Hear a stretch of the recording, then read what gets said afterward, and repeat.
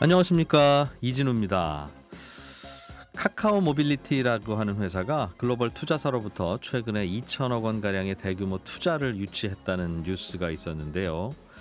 이게 이 업계에서는 꽤 중요한 뉴스라고 하는군요. 국내 차량 호출 분야에서 이 회사가 점유율이 약 80%를 차지하는 1위 사업자인데, 이렇게 되면 오는 4월에 출범할 예정인 우버, 티맵 이런 합작사와 또 타다의 모회사인 쏘카, 쟁쟁한 회사들의 3파전이 이제 제대로 벌어질 거다라는 전망입니다. 오늘 ICT 트렌드 시간에는 이렇게 자동차와 서비스를 연결하는 회사들의 치열한 경쟁 구도, 앞으로 어떻게 우리 생활을 바꿀지 자세하게 좀 살펴보겠습니다.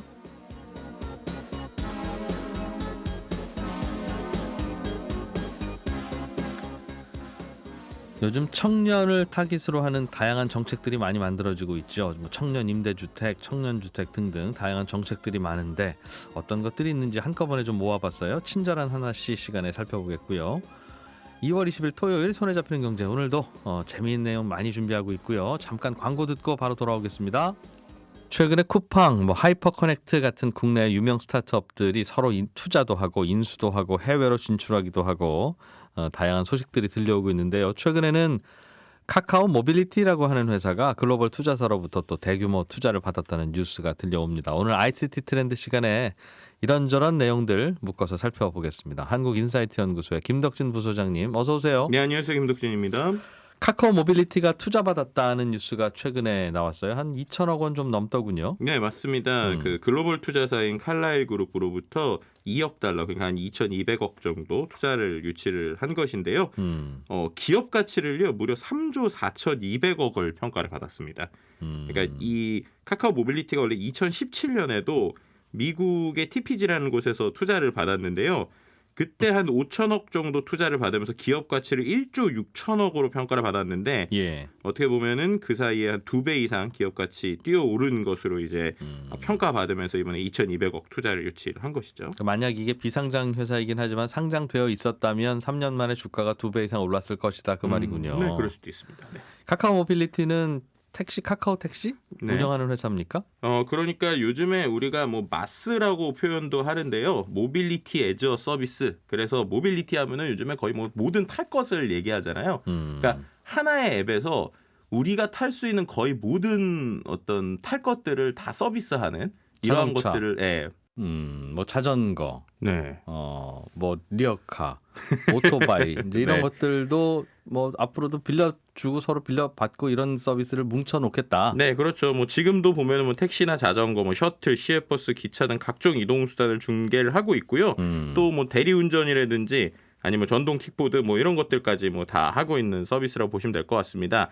네, 전체적으로 앱 사용자가 2,800만 명 정도예요. 예. 네, 그러니까는 매출도 2019년 대비 한 3배 정도 성장을 해서 올해는 영업이익 흑자도 예상하고 있는 이런 서비스라고 보시면 될 것 같고요. 예. 한 곳에서 정말 처음 우리가 집에서 나올 때부터 다시 집에 들어갈 때까지 모든 교통수단을 한 곳에서 보게 하겠다 이런 것들을 욕심을 가지고 있는 회사다라고 볼 수 있을 것 같습니다. 버스 언제 오는지부터 시작해서 네, 자율주행까지도 그런 것까지 보고 있는 이걸 회사죠. 마스라고 하는군요. 모빌리티 애저 서비스. 네. MAAS. 예, 맞습니다. 그게 그런데 이 회사 입장에서는 돈 들어왔으니까 좋은 뉴스인데 이게 왜 중요해요, 우리한테?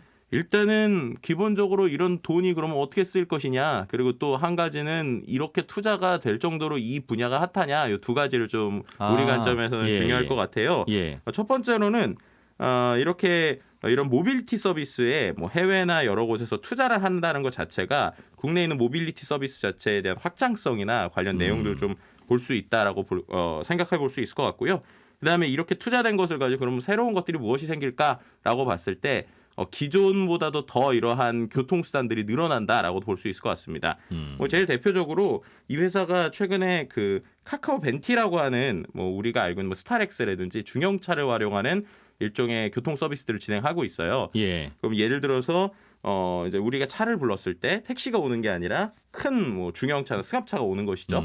그 승합차를 타고 이제 그 안에서 움직이는 마치 예전에 우리가 타다를 좀 떠올리게 할 수 있는 이런 것들을 하고 있고요. 이런 게 전국에 한 10,000대까지 확대를 해서 어떻게 보면 본인들의 브랜드를 더 강화하겠다 이렇게 지금 나오고 있는 상황으로 볼 수 있죠. 예전에도 타다가 이거 하다가 10,000대로 확대한다고 하니까 택시 기사님들이 반발하기 시작해서 서비스가 멈췄는데 이거는 오케이인 이유가 뭐예요?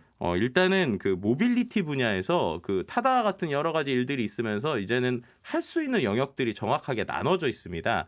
어떤 것들이 있냐? 첫 번째로는 플랫폼 운송 사업이라는 게 있는데요. 플랫폼 운송 사업이라는 거는 제일 중요한 것은 택시 면허가 있는 사람이나 택시 면허를 사와서 뭔가를 해야 된다는 거예요. 아, 이 벤티 만드는 택시 면허 10,000개를 갖고 시작하겠다 그럼? 네, 맞습니다. 그러니까 이 10,000개가 된다는 얘기는 반대로 택시 기사분들이 예. 자기 택시가 아니라 이러한 뭐 카카오의 벤티를 활용해서 이제 한다라고 보시면 될 것 같아요. 그래서 플랫폼 자체를 할 때 플랫폼 운송 사업이나 플랫폼 가맹을 하거나 플랫폼 중개를 하는 것들이 결국에는 기존 택시의 회사를 인수하거나 혹은 기존 택시 면허를 가지신 분들을 영입을 해서 그분들이 여기서 운행을 하거나 혹은 뭐 기여금을 내고 나서 택시 총량제 운송 면허를 부여하는 방법도 있는데 이거 같은 경우에는 좀 여러 가지로 복잡한 부분이 있다 보니까 거의 대부분은 알겠어요. 기존 택시 회사를 인수해 오는 방식을 선호하고 있고요. 실제로 카카오 같은 경우가 최근에 여러 그 택시 회사들을 인수하고 네. 또 아예 택시 회사들과 계속 이런 어떤 딜이라고 해야 되나요? 그런 것들을 계속 진행 중이기도 합니다. 과거에 타다가 택시와 부딪혔던 이유가 서로 이제 경쟁 관계이기 때문에 그랬던 건데 네. 이쪽은 그냥 그럼 택시 저희도 택시를 할게요. 낼 거 내고 비용 부담할 거 다 부담하고 그렇죠. 그런 개념이군요. 네. 그런데 이제 그러다 보니까 그 소비자들 입장에서는 약간 반반으로 갈리는 부분이 있어요. 어떤 거냐? 우리가 예전에 타다를 썼을 때 좋아했던 것들이 차의 어떤 청결함이나 쾌적함도 있지만 예. 어떤 기사에 대한 어떤 신뢰감, 기사에 대해서 좀 어떤 좋아하는 뭐 이런 것들이 있었습니다. 특별히 좋아할 건 없고 아무 말씀 안 하시는 거에 대한 그런 네, 특히나 이제 뭐 말씀하신 대로 아무 얘기를 안 하거나 아니면 얘기하는 것만 듣고 이러다 보니까 특히 여성분들 같은 경우에는 상당히 서비스에 대한 만족도가 높았는데 예. 말씀드린 것처럼 이게 기존의 택시 기사분들이 전환을 하는 거예요.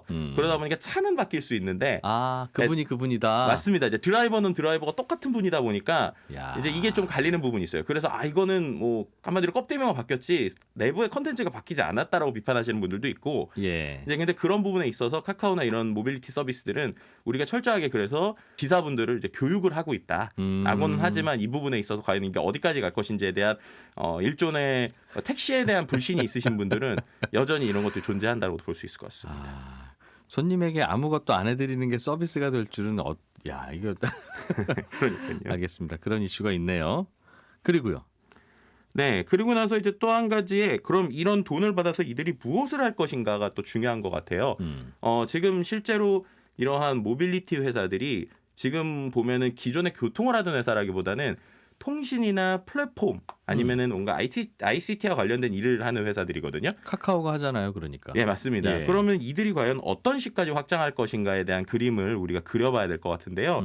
이제 가장 이들의 벤치마크 모델 아니면 되고 싶어하는 목적의 모델은 역시 동남아시아의 우버로 불리우는 그랩이라고 볼 수 있을 것 같습니다. 그랩이라는 회사는 어떤 서비스합니까? 그랩이라는 회사는요. 그랩이라는 회사의 처음의 시작은 마치 지금 뭐 우버나 아니면 카카오티처럼 차량 호출에서 시작을 했어요. 근데 우버. 이제 근데 호출을 하다 보니까 그 호출을 자동차만 할 게 아니라 뭐 예를 들면은 오토바이에 대한 거 아니면은 뭐 여러 가지 뭐 우리로 치면은 지금처럼 모든 모빌리티를 확장을 시켰던 모빌리티 분야가 있었고요. 근데 그렇게 되다 보니까 많은 사람들이 앱을 쓰고 결제를 하게 되잖아요. 예. 그러니까 금융과 관련된 서비스들이 여기 또 같이 붙기 시작합니다. 어차피 자주 들어가는 거니까. 네, 맞습니다. 그래서 이제 이 회사가 금융과 관련된 서비스를 이제 카카오로 치면은 카카오에 있는 뭐 뱅크라든지 카카오페이가 하는 일들을 이 그랩에서 하기 시작을 했고요. 이게 참 되게 중요한 변화 같은데 네. 예전엔 금융과 교통은 전혀 다른 업이었잖아요. 그렇죠. 그런데 어차피 뒤에서 전산실에서 왔다 갔다 정보가 왔다 갔다 하면서 거래되는 건 똑같으니까 맞습니다. 그냥 사람들이 자주 가는 친숙한 앱을 갖고 있으면 교통도 할 수 있고 금융도 할 수 있고 네. 다양한 걸 할 수 있는 시대가 된 것 같습니다. 맞습니다. 이제 그렇게 또 하고 교통을 가지고 결국 가는 게 우리가 어디를 놀러 갈 수도 있고 어디를 움직일 수도 있잖아요. 하다 보면 뭐 사 먹어야 되고. 네, 그러니까 자연스럽게 거의 여행도 붙고요. 아니면은 뭐 숙박 서비스라든지 음식 서비스가 붙게 되고 예. 그 궁극적으로는 이른바 배달의 민족 같은 데서 하는 이런 배달 서비스나 이런 것까지 지금 그랩에 다 붙어 있습니다. 그러니까 말씀하신 것처럼 교통이라고 하는 움직임을 기반으로 해서 그 움직임과 연관되는 모든 서비스들을 진행하고 있다. 네. 그러니까 그런 관점으로 보면은 이제 카카오 같은 경우는 거의 대부분을 하고 있잖아요. 예. 근데 그런 것들을 다 통합하면서 약간 배달의 민족처럼 배달이나 아니면은 어떤 라스트 마일이나 푸드 시장 뭐 이런 데까지도 확장시키려는 욕심도 볼 수 있을 것 같고요. 그다음에 이제 이런 것들 다 모으게 되면 이른바 데이터가 있으니까 네. 그 데이터를 가지고 개인에게 또 줄 수 있는 것들이 있겠죠. 예를 들면은 결제 정보라든지 보험 정보 같은 게 합쳐져서 네. 결국 그 사람에게 어떤 이 사람이 평상시에는 뭐 택시를 타고 한 뭐 일주일에 한 번 정도만 운전을 한다라고 하면 이 사람에게 맞는 나중엔 보험을 추천해 줄 수도 있는 네. 이런 것들까지도 데이터를 가지고 그림을 하겠다. 그리는 전반적인 걸 하다 보니 이런 플랫폼 회사들, 통신 회사들이 이런 모빌리티 서비스에 상당히 관심을 가지고 있다라고도 볼 수 있을 것 같습니다. 그러니까 어찌 보면 그런 걸 하기 위해서 그 모빌리티 택시 서비스를 하는지도 모르겠네요. 택시는 주기적으로 또는 매일 자주 이용해야 되니까. 그렇죠. 그러니까 중요한 건 뭘 하느냐가 문제가 아니라 사람들이 자주 접근하는 앱이 되느냐 안 되느냐의 문제라서 돈이 되든 안 되든 그런 서비스 하나 묶어놓고 거기에다가 돈 되는 다른 서비스들을 붙이면 되는 게 아닌가. 지금 말씀하신 게 그래서 핵심인데요. 네. 돈이 되든 안 되든 한다라는 게 저는 되게 중요한 것 같아요. 초기에는. 예, 왜냐하면은 돈이 되든 안 되든 할 수 있는 곳들은 이미 자기가 돈을 벌고 있거나 아니면 그 정도의 투자를 받아서 뭐 소위 실탄이 두둑한 회사들만 그게 가능하다는 것이거든요. 예. 이제 그런 관점에서 과거에 어떤 소카라든지 아니면 우리가 있던 타다가 논란이 됐었던 부분 그 부분에 스타트업들이 그러면 결국에는 이 모빌리티 생태계라고 하는 걸 처음에 열고 네. 아니면 처음에 뭔가 규제에 맞서고 있던 것들은 스타트업들의 아이디어였단 말이에요. 근데 그들이 아이디어를 가지고 갈렸더니 당장에 돈이 안 되거나 규제에 막히고 있었어요. 네네. 근데 그 상황에서 결국에는 그 규제를 어떤 식으로 회피하면 좋을지 아니면 어떤 식으로 타협하면 좋을지를 알게 된 일종의 돈이 있는 기업들이 지금 오히려 모빌리티 시장을 다시 이제 차지하는 것이 아니냐 뭐 이런 것들에 대한 비난이나 비판이 좀 나오고 있는 상황이기도 합니다. 그러게요. 또 우리가 아는 핀테크 업체들도 처음에는 송금 수수료를 안 받겠습니다라고 시작했다가 네. 그래? 그러면 나 여기 가서 송금할게 하고 사람들이 자주 방문하니까 이제는 거기에서 뭐 보험도 팔고 다양한 서비스가 늘어나는 그 트래픽을 바탕으로 알겠습니다. 이 교통 서비스를 하는 회사는 통신회사 중에 SK텔레콤도 네네. 그 티맵이라고 하는 그 내비게이션 그 서비스에서 시작해서 뭘 좀 해보겠다고 하는 것 같던데요. 네, 맞습니다. 우리가 보통 그 티맵하고 그다음에 카카오 내비 이런 것들 내비하면 제일 많이 떠올리는 것들이 그 두 회사 정도잖아요. 예. 근데 거기서 이제 말씀하신 것처럼 카카오 같은 경우는 여러 가지 이런 마스 서비스를 하고 있단 말이에요. 그러니까 당연히 SK 입장에서도 여러 가지에 대한 욕심이 있겠죠. 예. 처음에는 자사에서 혼자 하려고 했어요.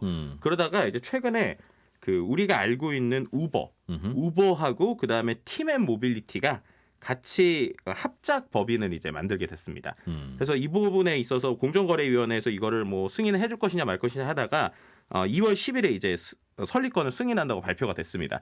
그러니까는 그 우버하고 그리고 SK에서 이제 티맵을 하고 있어 티맵 모빌리티가 합쳐서 예. 이제 합작 법인을 만든다라는 것인데요. 우버라고 하는 회사는 다른 나라에서는 서비스 잘 되는 회사인데 네네. 남는 시간에 내 자가용으로 여기저기 다니면서 손님들 태워주고 나는 돈 벌고 그게 택시 요금보다 싸니까 손님들도 그걸 이용하는. 근데 우리나라에서는 그게 잘 안 되고 있었죠. 네, 그것도 역시 법이나 규제 이슈 그리고 이제 뭐 반발 등의 이유로 안 되고 있었는데요. 예. 근데 최근에 우버가 그 자세히 보신 분들은 알겠지만 요즘에 우리가 타고 다니는 택시가 그 밖에 뭔가 카카오라든지 뭐 여러 가지 그 붙기 시작을 하거든요. 근데 저도 그 중에서 우버라는 브랜드 붙고 다니는 택시 봤어요. 네, 맞습니다. 우버 예. 택시가 붙는데요. 우버 역시도 가맹 택시의 방식으로 지금 시작을 했어요. 그러니까 결국에는 택시 기사들을 활용하는 네, 이런 방식으로 이제 가맹을 시작을 했다고 보시면 될 것 같습니다. 그러니까 우리나라는 아무튼 이런 택시 비슷한 서비스를 하려면 택시 회사를 인수하거나 기존 네. 택시를 택시 면허증을 사거나 네네네. 아니면 기여금을 내거나 뭐 이런 방식인 아니면 거죠. 기존 결국에. 택시 기사님이 하도록 하거나. 네네네. 그래서 이제 그런 식으로 조금씩 늘리고 있던 상황이다 보니까 우버 역시도 우리나라에 대한 욕심이 있어요. 왜냐하면 예. 우리나라처럼 이렇게 좁은 어떤 땅에서 정말 집약적으로 어떤 교통의 흐름들이 잘 일어나고 그 안에서 이러한 데이터들이 쌓이고 있는 인프라를 가진 나라들이 그렇게 흔하지가 않거든요. 예. 그렇기 때문에 우버 입장에서도 당연히 우리에 대한 욕심이 있으니까 어떻게든 서비스를 하고 싶었던 상황인 것이죠. 예. 그런 상황에서 이제 그 SK 역시도 티맵이라고 하는 본인의 킬러 서비스를 활용해서 이것을 어떻게 확대할 것인가 하는 두 회사의 어떤 니즈가 맞았다고 볼 수 있을 것 같은데요.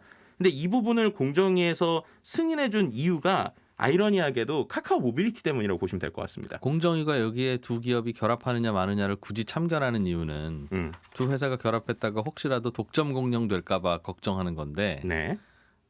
그 뭐 카카오처럼 다른 경쟁자도 있으니까 괜찮아요. 하세요. 이랬다는 뜻인가요? 네, 왜냐하면 업계가 추산하는 카카오 모빌리티의 시장 점유율이요 거의 80에서 90%. 그러니까 거의 반대로 얘기하면 이 모빌리티 시장에서 서비스로 하는 것들이 카카오 모빌리티가 거의 독점 상황이었다라고 이제 평가를 했던 것이죠. 이 택시 때문에 그렇죠. 네, 그러니까 예. 오히려 그렇게 되면은 뭐 이런 다른 업체들이 생기는 것이 오히려 이 그 플랫폼 서비스에 경쟁을 치열하게 만드는 데 도움이 오히려 된다. 네, 맞습니다. 이제 그런 관점으로 보다 보니까는 국내 차량 호출 서비스를 중심으로 했을 때 예. 오히려 결합 전후가 됐을 때 시장 집중도가 변화가 크지 않고 일반 택시에 대한 경쟁 압력도 있고 신사업 분야에서 경쟁이 혁신이 촉진될 것이다라고 하면서 이 두 회사가 합쳐진 것이라고 보시면 될 것 같은데요.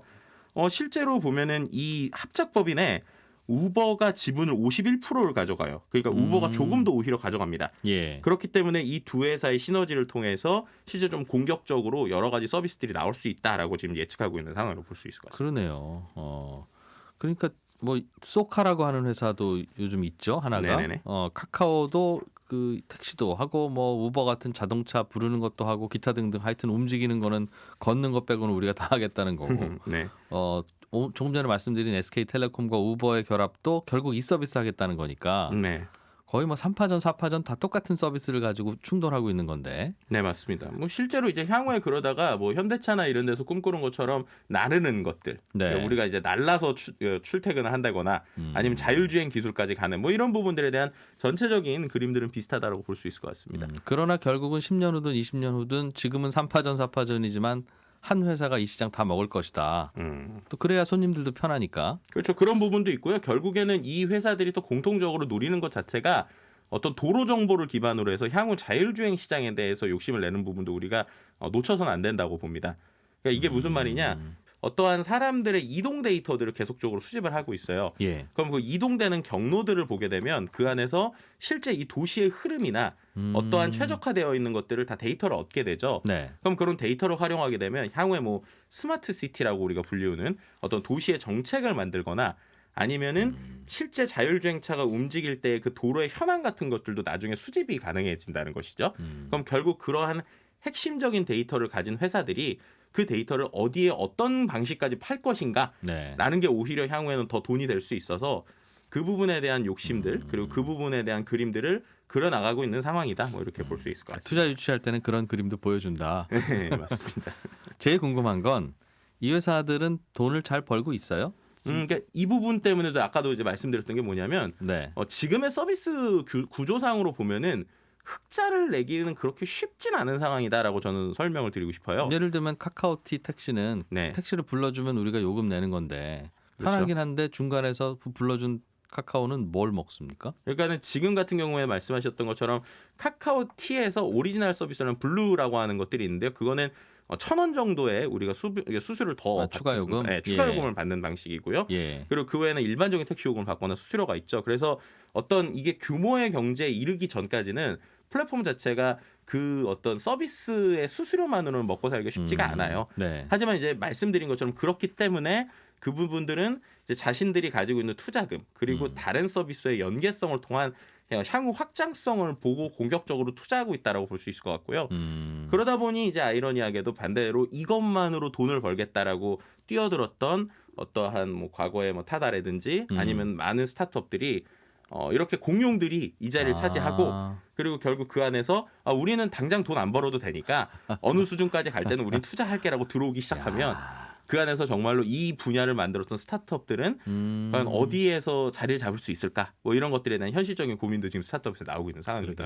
그러겠어요. 제가 비슷한 얘기를 어디 결제 업체에서 들어본 적이 있는데 네. 좀 더 편한 결제 서비스를 만들겠다고 스타트업이 나섰더니 이제 큰 회사도 같이 들어와서 그 서비스를 하는데 큰 회사들은 그 결제 서비스에서 중간에 수수료 받는 건 우리는 안 받아도 되고요. 그냥 우리 서비스에 이러고 붙여놓으면 더 좋을 것 같아서 하는 거예요라고 접근하니까 네. 도저히 이게 경쟁이 안 되더라. 그렇죠. 그러니까 그게 참 아이러니한 게 과거에 대기업들이 어떠한 시장에 들어오는 것과 예. 지금의 플랫폼 기업들이 그렇게 서비스를 붙여나가는 건 좀 결이 다르다고 봐요. 예를 들면 대기업에서는 그런 작은 데들이나 아이디어를 가지고 시작한 데들을 네. 제대로 따라가기 어려웠던 경우들이 있습니다. 왜냐하면 그것은 어떠한 의사결정 체제에서의 속도라든지 아니면 그 회사가 원래 가지고 있던 DNA가 그 업과 맞지 않을 때 이런 것들에 대한 문제가 생겼는데 지금의 플랫폼 기업들은 유닛으로 짧게 움직이고 자기들의 가지고 있는 속성에서 하나씩 붙여나가는 방식이다 보니까 이런 기업들이 하는 움직임들을 스타트업들이 솔직히 말씀드리면 쉽게 따라가기는 좀 어려운 상황이다라는 게 좀 냉정한 현실이죠. 제가 마지막으로 질문드렸던 게 이 회사들은 뭘로 그럼 돈 법니까라는 그 질문이 네. 굳이 돈 안 벌어도 돼요 이분들은 이제 그 얘기죠. 나중에 한꺼번에 어떻게 벌든 안 벌든 그건 지금 여기 이슈가 아닙니다. 이제 그런 답을 주신 거예요. 당장 크게 손해만 보지 않고 그냥 운영만 잘 될 수준이면 나중에는 이제 큰 돈이 불러올 수 있는 뭐 이러한 구조를 그리고 있다라고 볼 수 있을 것 같습니다. 네, 한국인사이트 연구소의 김덕진 부소장이었습니다. 고맙습니다. 네, 감사합니다.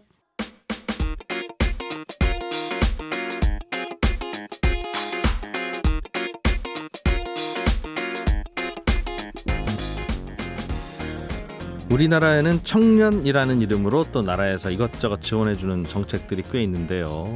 여러 가지이다 보니까 한꺼번에 좀 모아서 누가 정리 좀 해주면 좋겠다 하는 분들이 있어서 친절한 하나씩 이하나 리포터가 출동했습니다. 네, 어서 오세요. 네, 안녕하세요. 예, 요즘은 청년이면 이것저것 해주는 게 꽤 있어서 이제 청년 아닌 분들이 좀 그렇죠. 예, 아유 아쉬워라 하는 분들이 있으시긴 할 텐데 어떤 게 대표적입니까? 청년 주택? 그게 꽤 많더라고요. 찾아보니까요. 중앙정부 주도로 진행되는 사업들 위주로 좀 소개를 하겠습니다. 일단 대표적인 게 행복주택이라는 것이 있죠.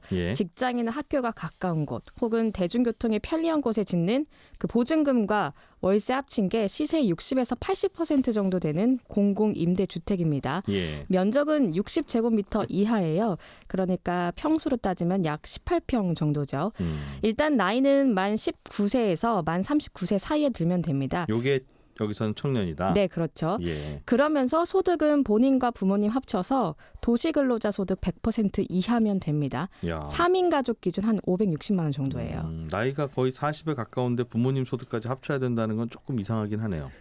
그런데 그게 세세한 기준이 있긴 한데요. 뭐 직장에 다닌다면 뭐 5년 직장 다니지 5년 이내여야 된다. 지금 말씀드린 건 대학생이나 취업 준비생에 해당하는 얘기기도 하고요. 아, 직장을 오래 다녀서 지금 15년 차 만 39세입니다. 이건 안 된다는. 그렇죠. 네. 자산 기준도 있어요? 그렇죠. 웬만하면 그런데 이 기준은 다 충족시킬 것으로 보이는데요. 대학생의 경우는 본인 총 자산이 7,800만 원이 넘지 않고요. 자동차는 없어야 합니다. 그리고 사회초년생의 경우는 자산이 2억 3천만 원 정도, 자동차는 2,500만 원 정도가 넘지 않으면 됩니다. 이게 모든 자격 조건이 돼서 일단 들어가게 살게 되면 2년에 한 번씩 소득 자산 기준을 다시 점검하고 여기에서도 통과하게 되면 최장 6년까지 살 수가 있습니다. 그래서 자동차 요건이 자꾸 들어가니까 요즘 다 장기 렌트카로 그렇죠. 한 달에 30몇만 원, 40몇만 원씩 내고 4명이 차 안 갖는 이런 거 왜 자꾸 하는지 모르겠어요. 그렇게 바꾸면 되는 일인데. 그렇죠.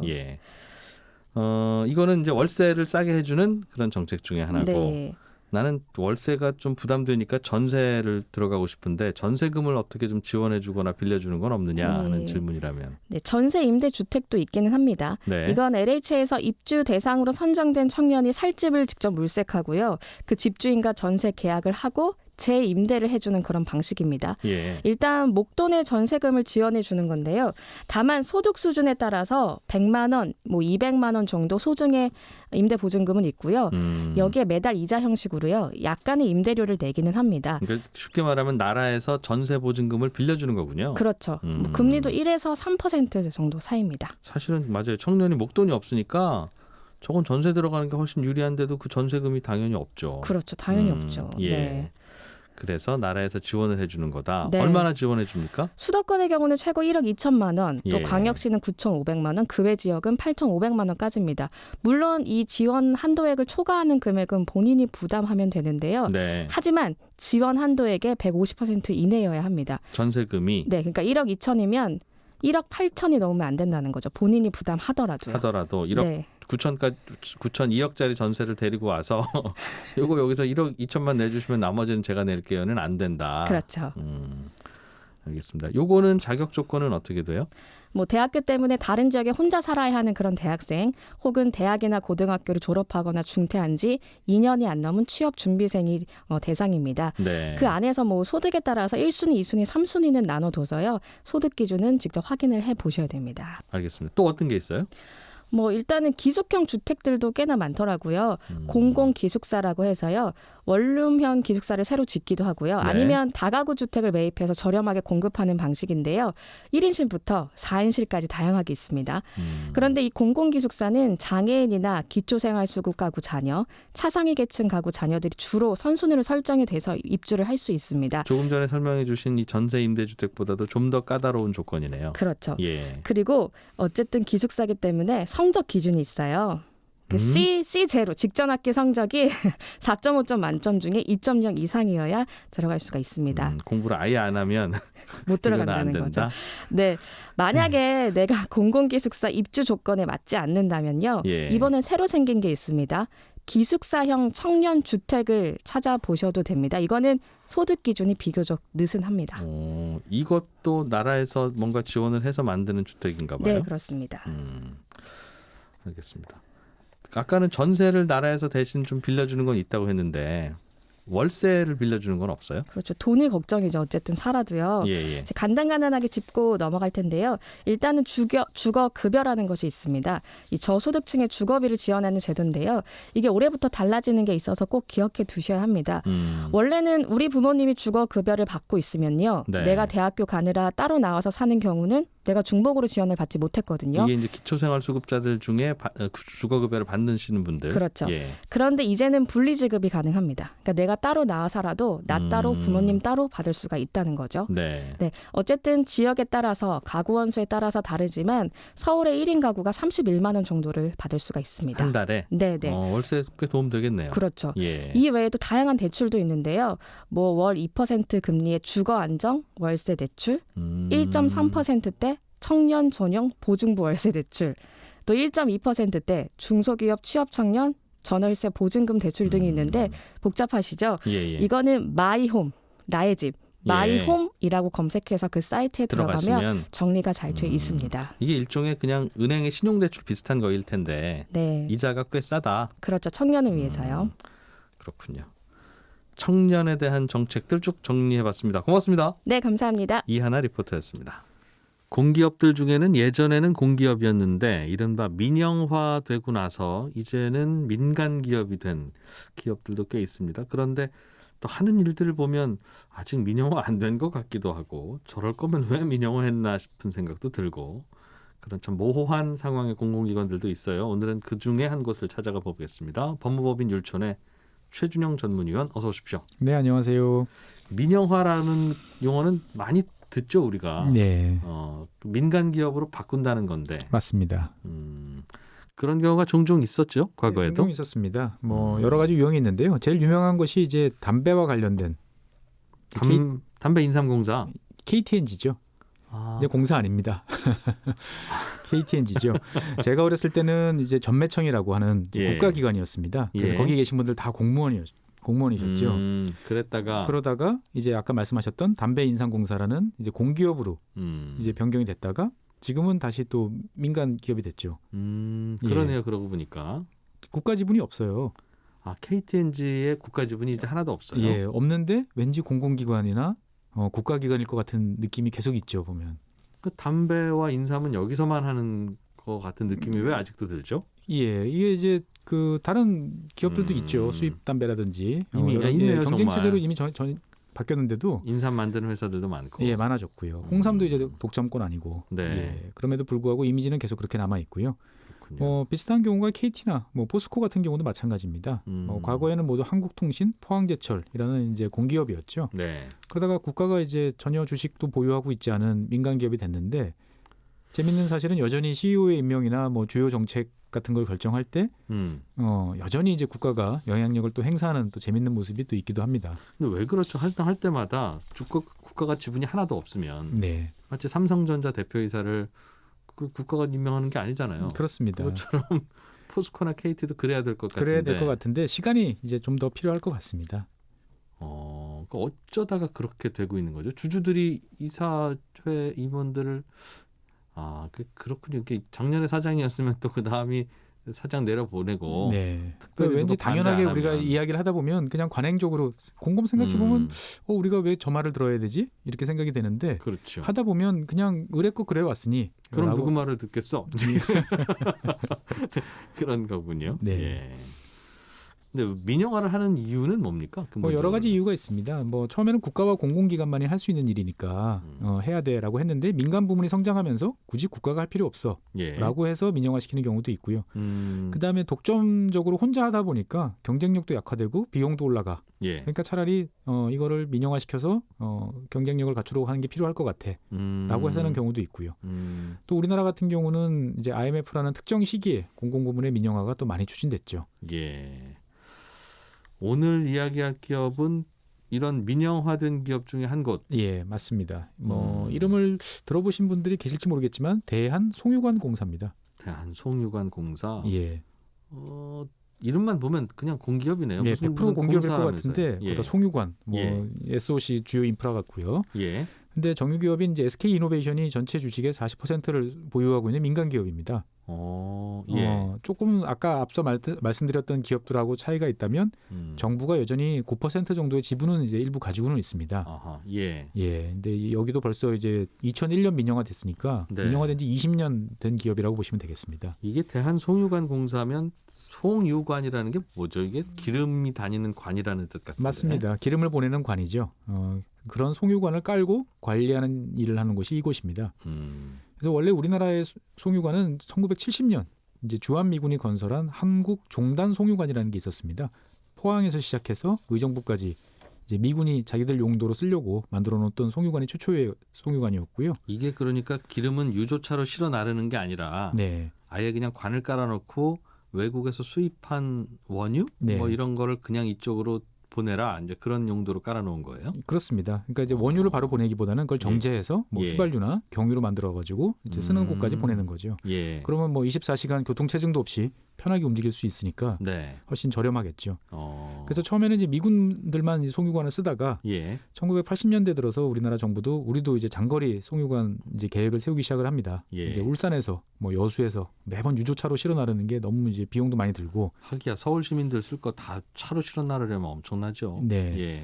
그래서 85년에 이런 계획을 확정하고 86년에 한국 송유관 주식회사라는 이제 회사를 만들었어요. 네. 그리고 처음에 만든 다음에 1990년에 여기에 이제 민간 기업들을 참여시킵니다. 사실은 이제 추가적으로 돈이 더 필요했던 거죠. 그러다 보니까 정유 기업 5개사, 그다음에 항공 기업 2개사를 참여시키는 이제 대한송유관공사를 이제 설립을 해가지고 계속 공사를 진행해서 1997년에 이제 전국 송유관망을 이제 완성을 합니다. 그리고 99년에는 미군이 이제 원래 가지고 있던 이제 한국 종단 송유관까지 인수해가지고 지금은 이제 통합적으로 관리를 하고 있는 거죠. 1997년에 완성이 됐다. 네. 그러면 그 이전에는 이 송유관이 부족하거나 없었어요? 없었습니다.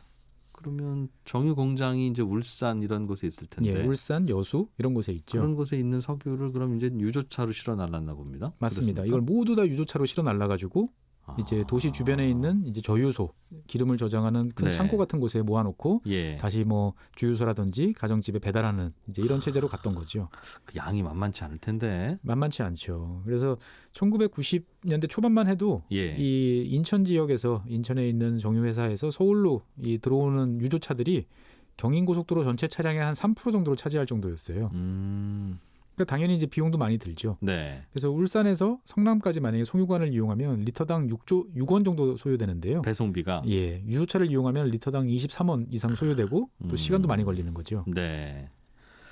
차는 또 눈 오고 비 오고 그러면 잘 또 미끄러지기도 못 다니기도 하고. 예, 지금은 상상하기 어려우실 텐데 1990년대 초반까지만 해도 겨울철에 폭설이 내리면 이 등유를 중심으로 한 난방유 공급이 원활하지 않아가지고 아주 난리가 났었습니다. 방은 춥고. 예, 방은 춥고 주유소 가보면 기름은 다 떨어져 있고 이런 일들이 계속 비일비재했던 거죠. 그래서 동해안 지역 같은 경우는 이제 눈도 많이 오고 힘들다 보니까 아예 해상에다가 바다 위에다가 바지선을 띄워놓고 여기서 이제 의류를 이제 저장해놨다가 공급하는. 여차하면 기름통 싣고 배로 와서. 이런 모습도 여러 차례 이제 연출이 되기도 했었습니다. 네. 그래서 관을 깔아놓고 필요할 때마다 기름을 수돗물 쓰듯이 쓰자. 그런 개념이군요. 맞습니다. 그러면 이게 잠깐만요. 휘발유하고 경유, 등유는 섞이면 안 되는데 네네. 관은 그럼 휘발유관, 경유관, 등유관 뭐 이런 게 다 따로 있어야 되나요? 많은 분들이 이제 따로 있을 것 같다라고 생각을 하시는데 그렇겠어요. 섞이면 안 되니까. 네, 실제로는 관은 하나입니다.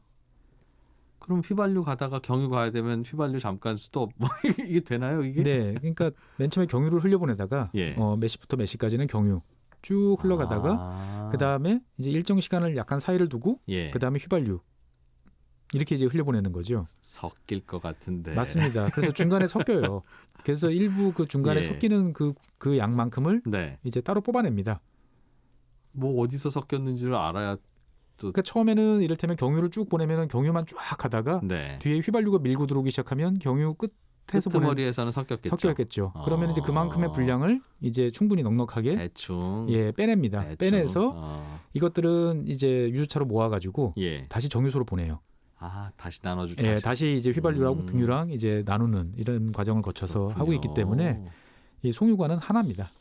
그렇게 쓰는 게 싸겠네요. 그것하고 4개 깔기는 좀 어렵고. 그렇습니다. 일단은 그럼 송유관을 통해서 저 수도권 근처로 보내요. 네. 보내면 그 기름은 어디에 보관됩니까? 아까 말씀드렸던 이제 저유소라는 곳이 저유소? 이제 곳곳에 있습니다. 예. 전국적으로 8곳이 있고요. 일단은 이거는 이제 대한송유관공사가 관리하는 이 저유소입니다. 네. 수도권 북부에는 고양시에 있고 그다음에 남부 성남에는 이제 판교에 네. 이제 있습니다. 그래서 이곳 그 MBC 상암동에서 가까운 곳에 이 조유소가 있죠. 네, 이 동네도 있어요? 네. 얼마 전에 그 2년 전인가요? 3년 전인가요? 한번 불나서 한번 유명해졌었죠. 보면은 송유관. 네, 이게 저유소에서 이제 불이 나서 이제 대규모 화재로 번졌던 건데 예. 이제 지역별로 있습니다. 저유소는 그래서 뭐 천안, 대전, 대구, 광주, 전주, 원주 등이 이제 있고요. 송유관 공사가 이제 운영하는 저유소 이외에도 정유회사들도 별도로 저유소를 이제 그 보유를 하고 있습니다. 각자. 예, 이건 이제 주로 그 정유 공장에 근처에 네. 이제 보관하고 있는데 일부는 또 따로 운영하고 있기도 하고요. 예. 그다음에 이거 이외에도 이거는 이제 일반적으로 쓰는 거고 전시나 국가 비상사태를 대비해서 별도의 이제 비축 기지를 두고 있는 경우도 있습니다. 석유를 따로 비축해 놓은. 네. 그래서 이곳 상암동에도 과거에 이제 있었다가 지금은 이제 공원이 됐죠. 문화공원으로 이제 바뀐 이제 그 지역이 이제 국가적으로 운영되는 비축 기지였습니다. 여기저기 석유를 비축해 놔야 되니까. 네. 그러니까 우리 저 땅 속으로 지금 기름관들이 돌아다니고 있는 거군요. 그렇습니다. 국가 이제 고속도로처럼 이제 관이 쭉 매설이 돼 있고 거기를 통해서 24시간 계속 기름이 흐르고 있는 거죠. 그러니까 이게 24시간 흐르는 기름이라는 게 돈이잖아요. 맞습니다. 그거 어디 흐르는지 알면 그냥 구멍 딱 뚫어서 거기서 좀 살짝 뽑아서 그런 시도들이 참 많습니다. 하죠. 예. 네. 그래서 이 기름을 훔쳐 파는 일이 종종 이제 벌어지는데 이 자체로 이제 중대한 범죄죠. 그렇죠. 남의 기름이니까. 그렇습니다. 근데 이제 문제는 그냥 그 돈만 훔쳐가는 게 아니고 이 와중에 이제 화재가 일어나는 경우도 있고. 훔치다가. 예. 그다음에 또 주변에 상수원으로 흘러 들어가는 경우도 있고. 그렇겠네요. 네, 하다 보니까 이 이제 기름을 훔치는 행위를 이제 도유라고 그러는데 이 도유를 이제 막는 게 상당히 이제 중요한 문제로 이제 등장하고 있는 거죠. 근데 전국 어디서 그걸 구멍을 뽑아서 뽑는지를 어떻게 알죠? 일단은 그 송유관이 어디 묻혀 있는지는 사실 다 알고 있습니다. 그래요? 예, 다 알고 있기 때문에 그 주변 지역에 순찰도 이제 많이 돌고 있고요. 예. 그다음에 그 송유관에다가 여러 가지 센서를 많이 이제 부착을 해놓고 있습니다. 예. 그래서 절도하는 행위를 막으려고 노력을 하고 있는데 이 기름을 보내기 위해서는 송유관에다가 압력을 이제 가해야 되잖아요. 네. 밀어줘야 되니까. 예. 근데 구멍이 나면은 이게 이제 유량과 압력이 뭔가 미세하게 이제 변화가 생기겠죠. 그러면은 이제 어느 지역에 문제가 있어라고 생각하면 이제 출동을 해가지고 주변 지역을 이제 훑어가 보는 거죠. 여기서 어딘가 좀 새네. 네, 그게 이제 실제로 누가 고의적으로 빼내는 경우도 있지만 네. 이제 압력이 강해지다 보면은 터져서 이제 사고가 나는 경우도 있다 보니까 이제 24시간이라는 체제를 이제 운영을 해야 되는데 예. 문제는 이제 이 기름을 훔치시는 분들도 역시 이제 이런 게 있다는 걸 다 알기 때문에 그냥 구멍을 뚫는 게 아니고 네. 구멍을 뚫으면서도 거기다가 공기를 집어넣는 방식으로 압력을 나름대로 또 가해가지고 유지하는 이런 펌프 등을 이제 동원하는 이제 전문화되는 추세가 이제 계속 이어지고 있습니다. 그 노력으로 돈 벌어서 기름 사겠.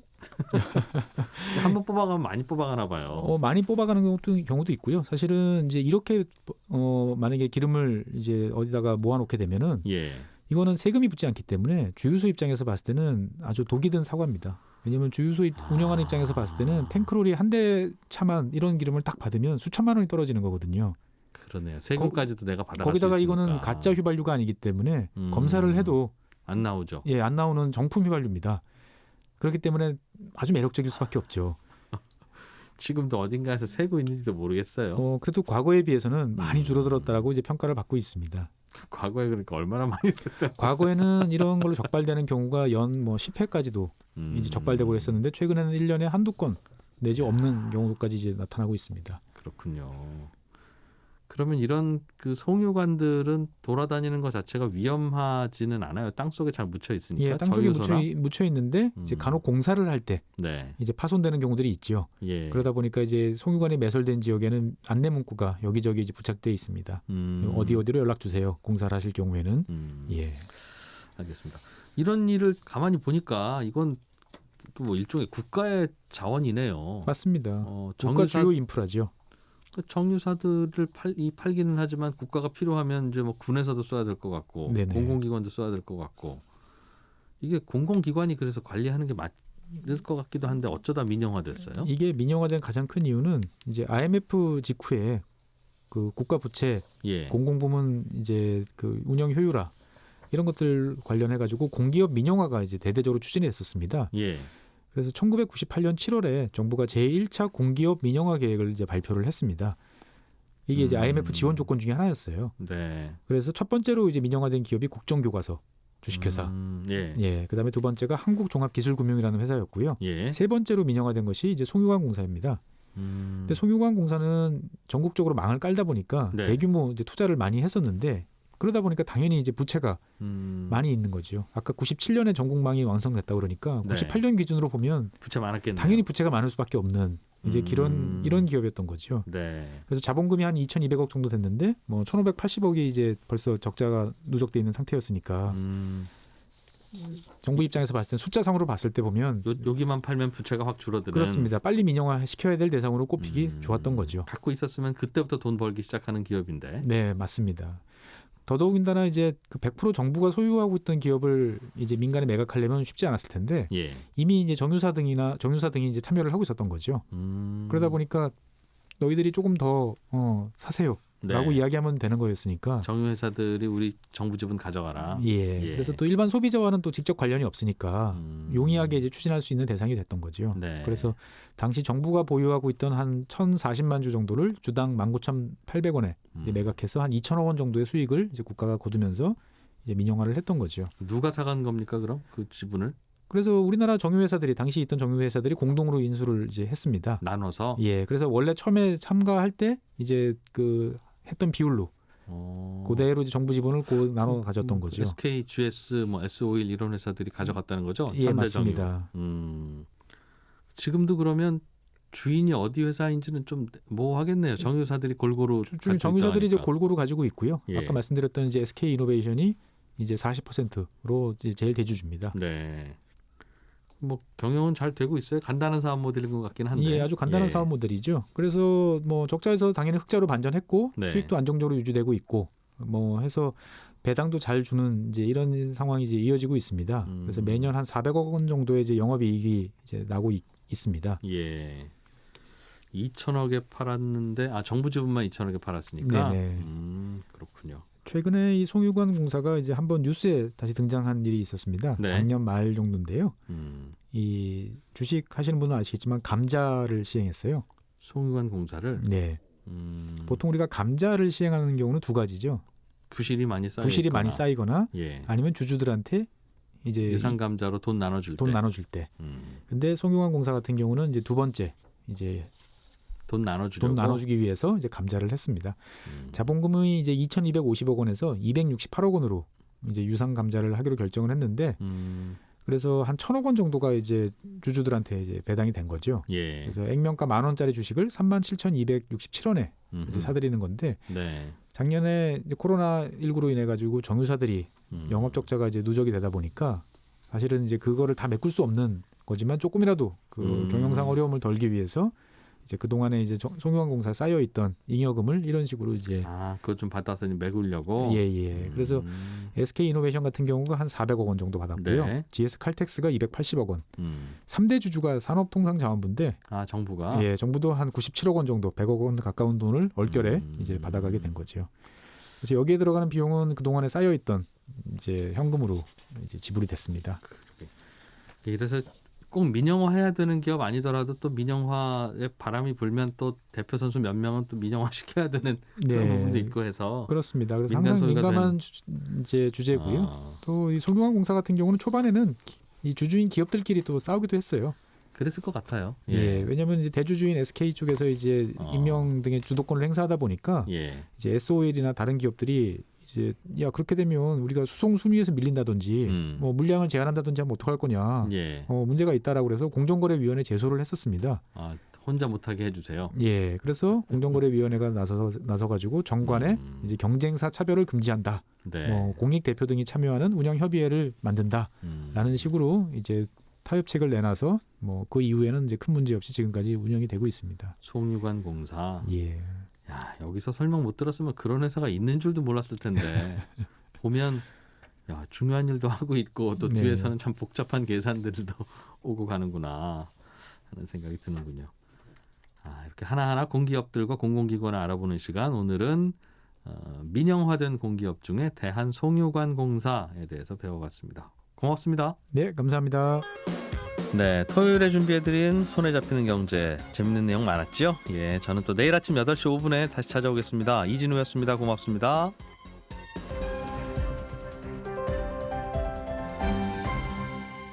경제를 생각하는 사람들의 즐거운 습관. 이진우의 손에 잡히는 경제.